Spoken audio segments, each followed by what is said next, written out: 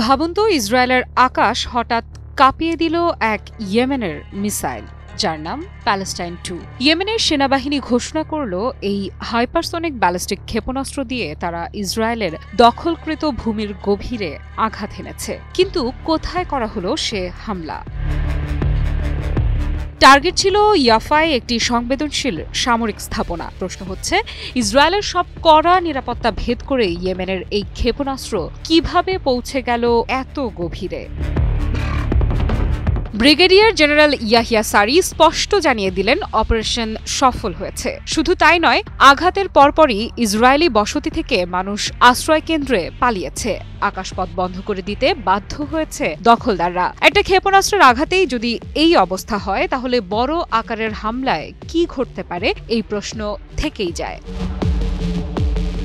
কিন্তু এখানেই শেষ নয়।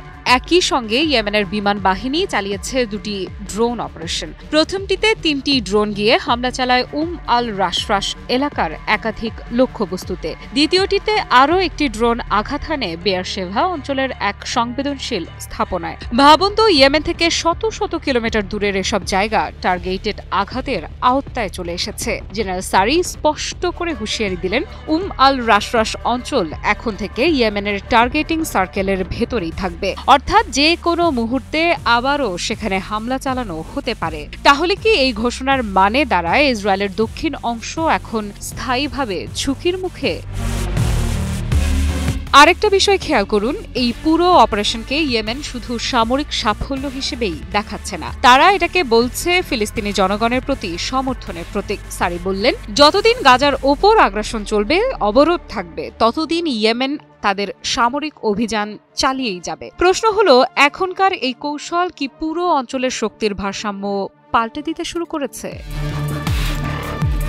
ইসরায়েলের জন্য এটা নিছক কোনো সীমান্ত যুদ্ধ নয়। বাস্তবতা হলো, ইয়েমেন থেকে উৎক্ষেপণ করা মিসাইল বা ড্রোন এখন ইসরায়েলের ভেতরে গিয়ে সরাসরি আঘাত করছে।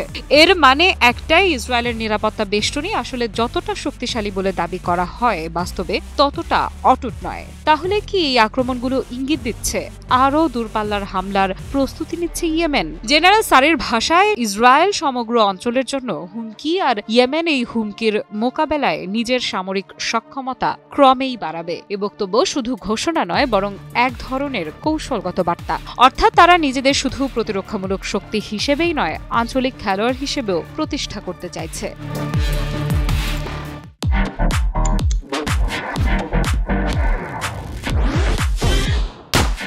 এখন প্রশ্নটা হলো, যদি ইয়েমেন এমনভাবে হামলা চালাতে থাকে, তাহলে ইসরায়েল কোন পথে যাবে? সরাসরি পাল্টা আঘাত করবে, নাকি নতুন করে মিত্রদের সহায়তা চাইবে? আর যুক্তরাষ্ট্র, যারা এতদিন ধরে ইসরায়েলের পক্ষে দাঁড়িয়েছে, তারা কি ইয়েমেনের এই বাড়তি সামরিক শক্তিকে চুপচাপ মেনে নেবে? মধ্যপ্রাচ্যের বর্তমান পরিস্থিতিতে স্পষ্ট, প্রতিটি ক্ষেপণাস্ত্র, প্রতিটি ড্রোনের আঘাত যেন নতুন করে আঁকছে ভূ রাজনৈতিক মানচিত্র।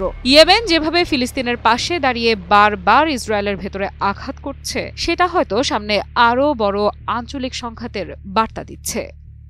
আফরিদা ইফরাত, নিউজ 24।